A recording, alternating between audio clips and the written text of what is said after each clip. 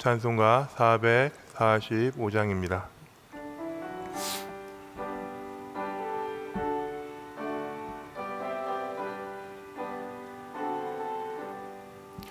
대산을 넘어 험곡에 가도 빛 가운데로 걸어가면 주께서 항상 지키시기로 약속한 말씀 변치 않네.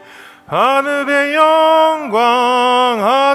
영광 나의 맘속에 차고도 넘쳐 할렐루야를 힘차게 불러 영원히 주를 찬양하리.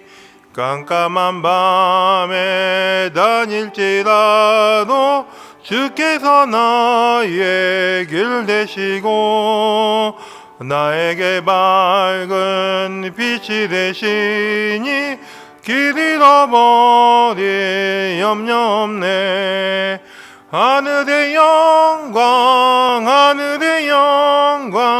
나의 맘속에 차고도 넘쳐 할렐루야를 힘차게 불러 영원히 주를 찬양하리.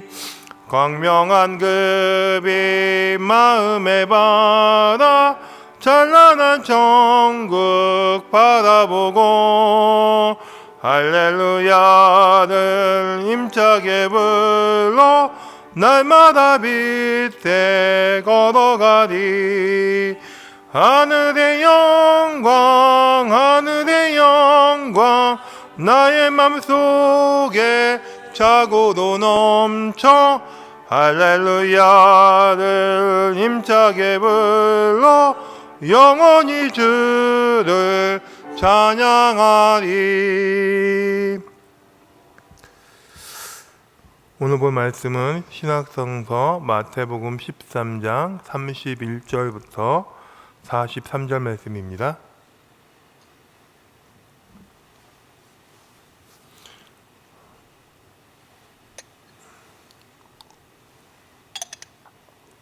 마태복음 13장 31절부터 43절 하나님 말씀 같이 한번 읽어보겠습니다.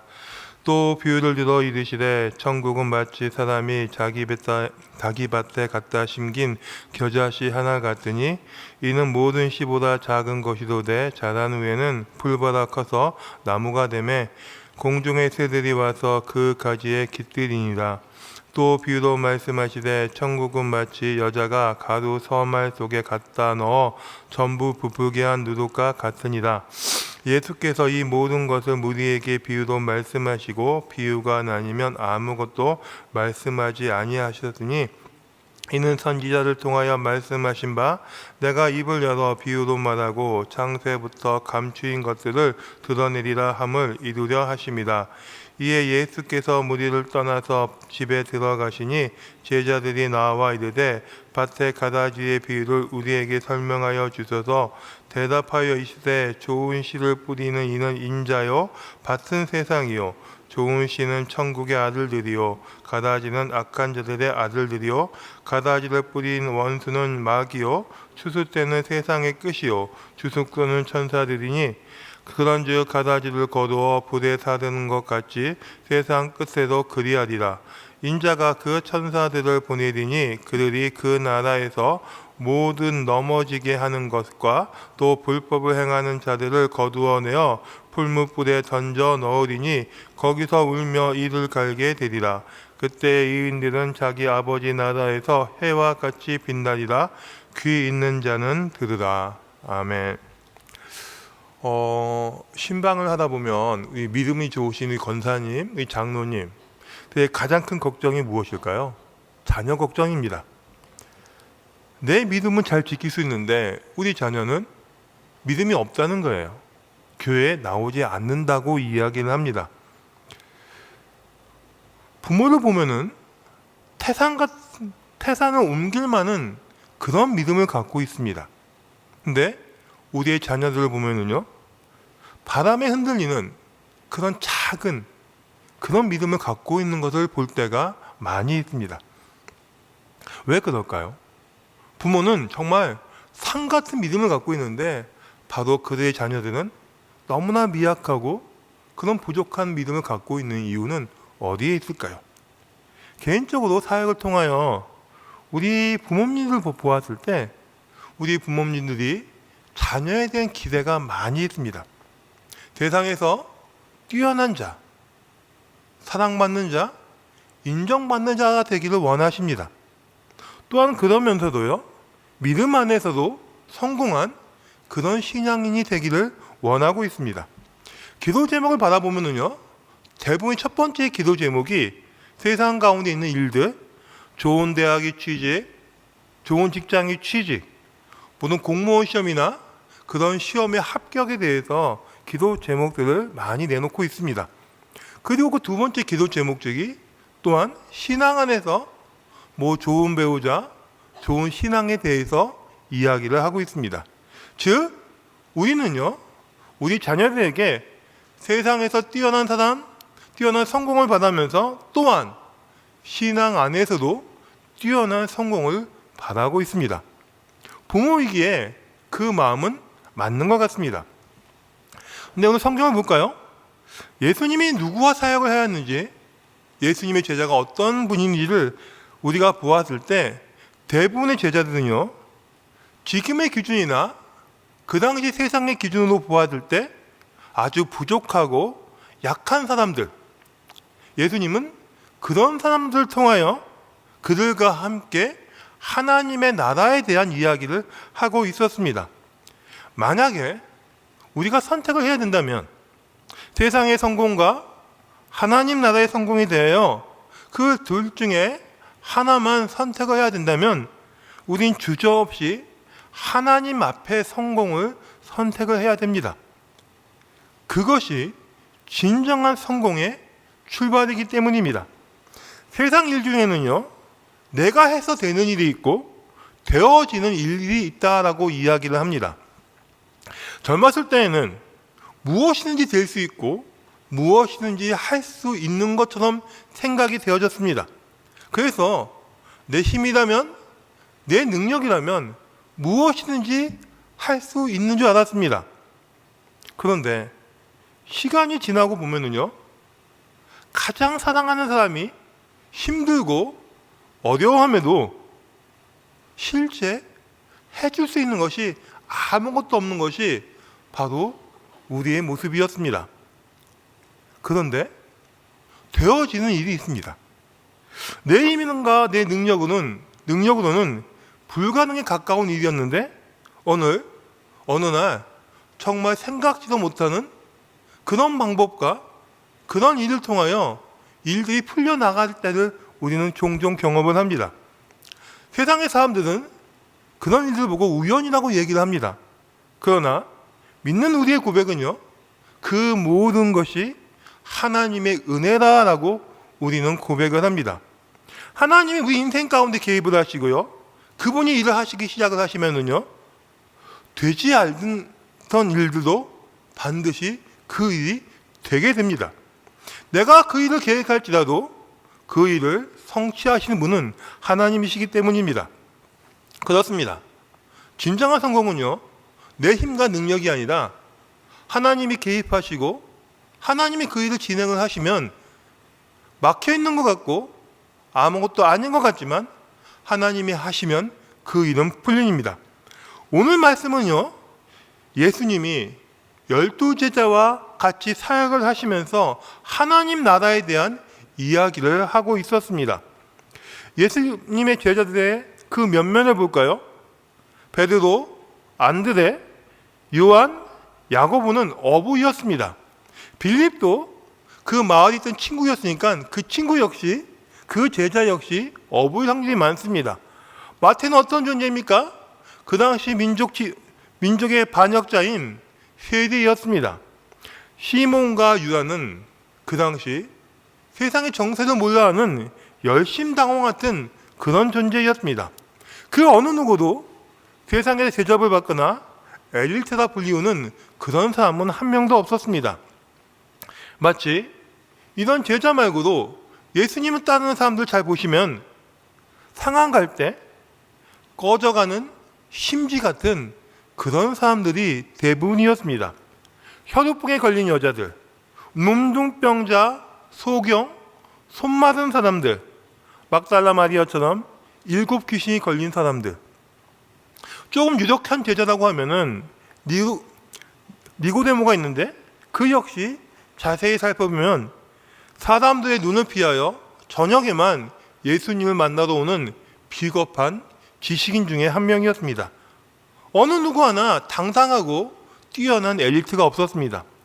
근데 예수님은요, 바로 이런 사람들을 데리고 천국에 대해서 이야기를 하시며 하나님 나라를 만들어 가겠다라고 지금 일을 하고 있었습니다. 그렇다고 예수님이 물론 타고난 비전이나 전략을 갖고 일을 행하지도 않았습니다. 하나님 나라에 대하여 세상에 군대를 조직하거나 정치 조직을 하는 것이 아닌 예수님은 제자들에게 진리에 대하여, 고난에 대하여, 생명에 대하여 말씀을 하십니다. 예수님을 기대했던 사람들이 이 예수님의 행동에 대하여 얼마나 답답했을까요? 그 중에 가장 답답했던 사람이 아마 세례 요한 같습니다. 그는 예수님이 오실 길을 준비하는 그런 사람이었습니다.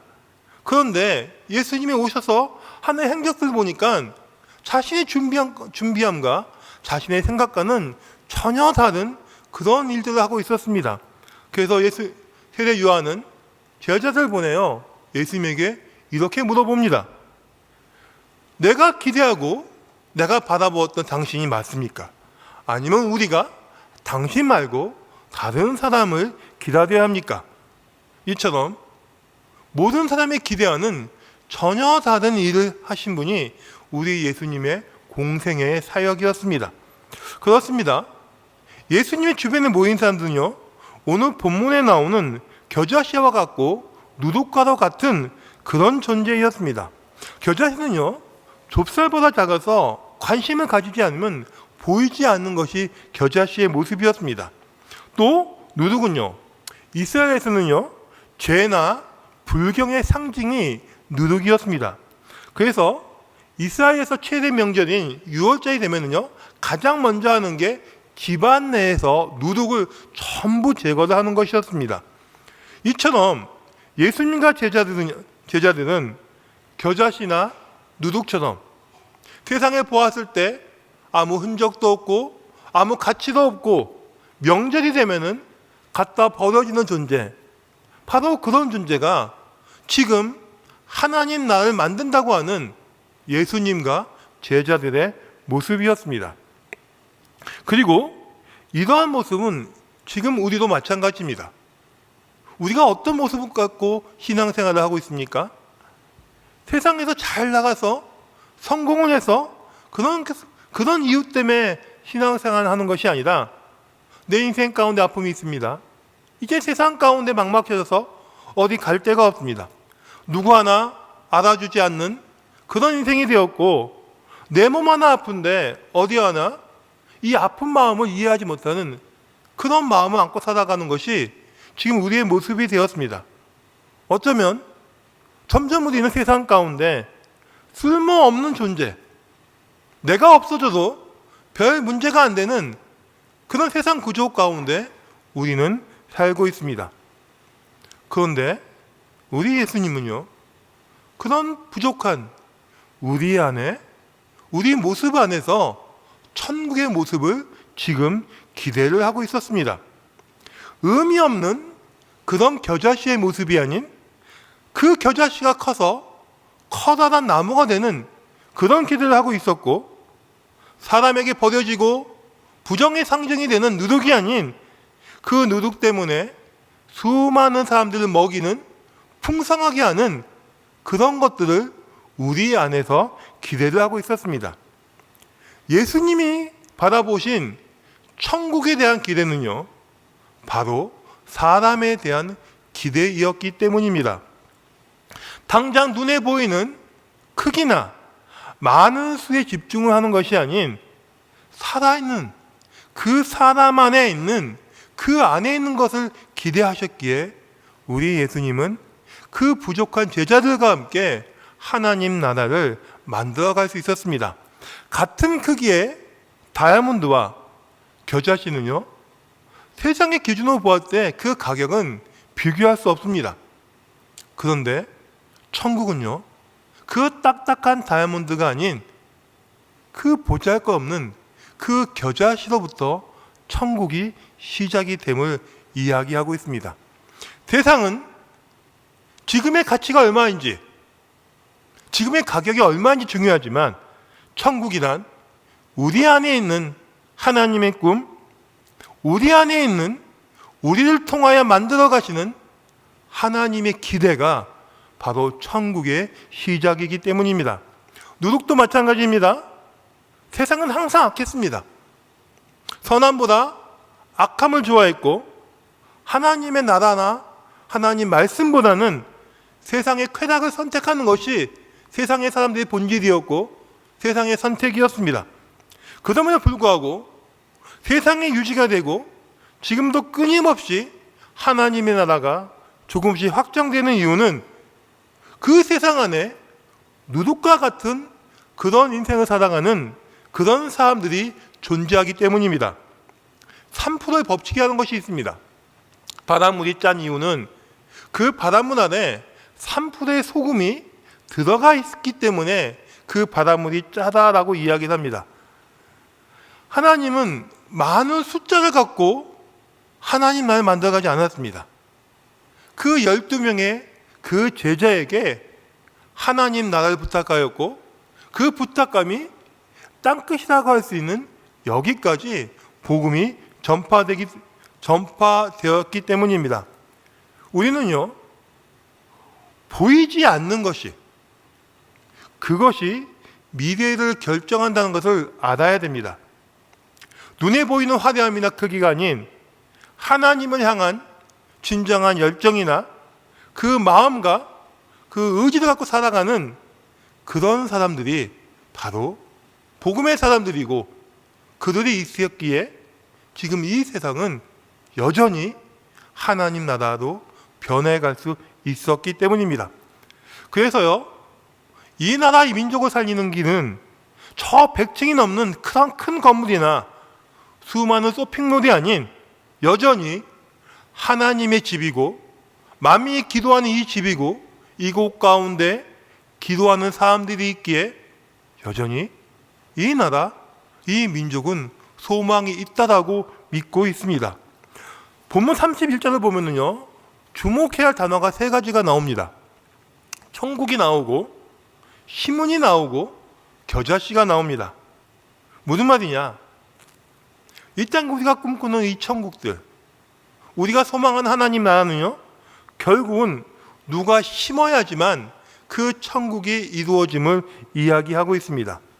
내가 심지 않고 내가 노력하지 않으면 그 천국은 없다함을 우리에게 말하고 있습니다. 사랑하는 성도 여러분, 천국은요, 누가 심어주는 것이 아닙니다.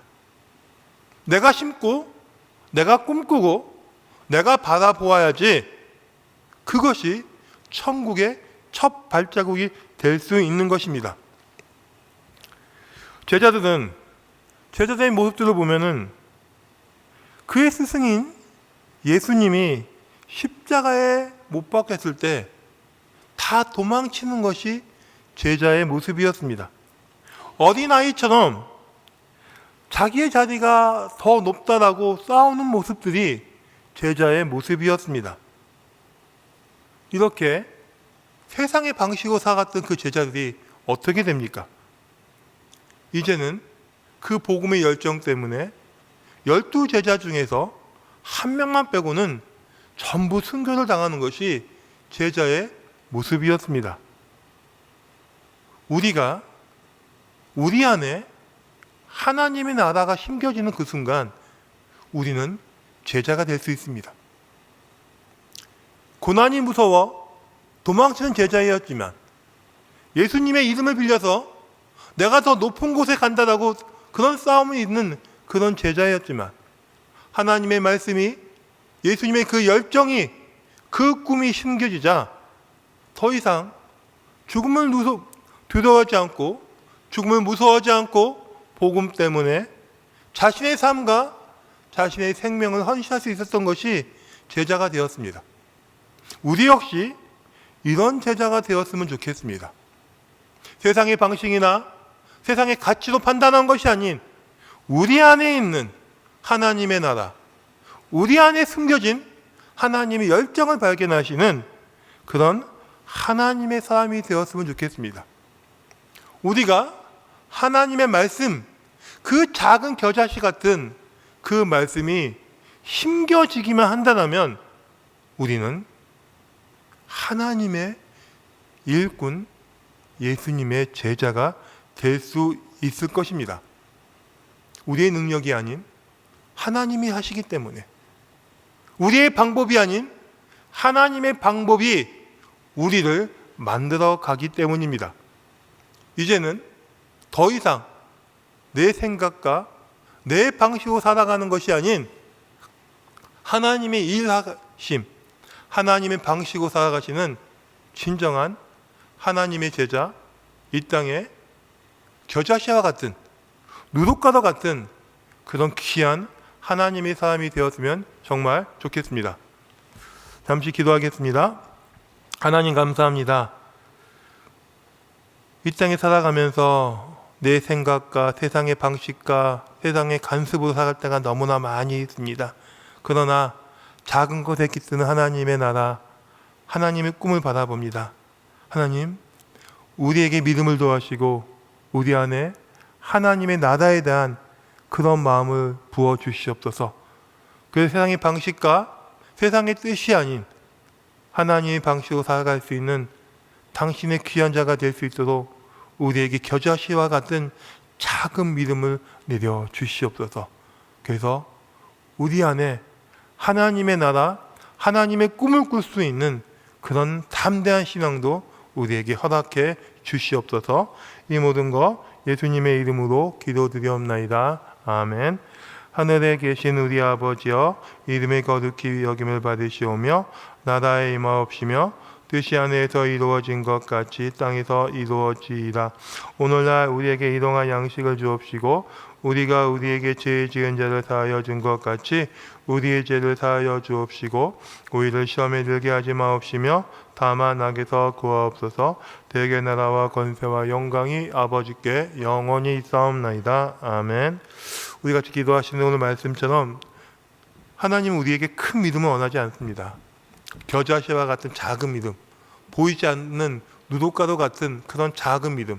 그러나 그 믿음이 우리 안에 들어올 때 우리는요, 예수님의 제자가 되고 그 작은 믿음으로 세상을 변화시킬 수 있는 하나님 나라가 될 것입니다. 우리 이런 믿음 한번 같이 한번 이 시간 간절히 기원하시고요. 우리 공동의 기도 제목처럼 이 나라 민족을 위하여, 이 수동의 재단을 위하여, 우리 교회를 위하여 이 시간 합심하여 다 같이 기도하시겠습니다. 하나님 감사합니다. 주의 약속의 말씀을 들을 때에는 부족하고 연약하지만 아버지가 함께 하시고 아버지가 도와주셔서 하나님의 나라라, 하나님의 꿈을 꿀 수 있는 당신의 귀한 자가 될 수 있도록 은혜를 더하여 주시옵소서.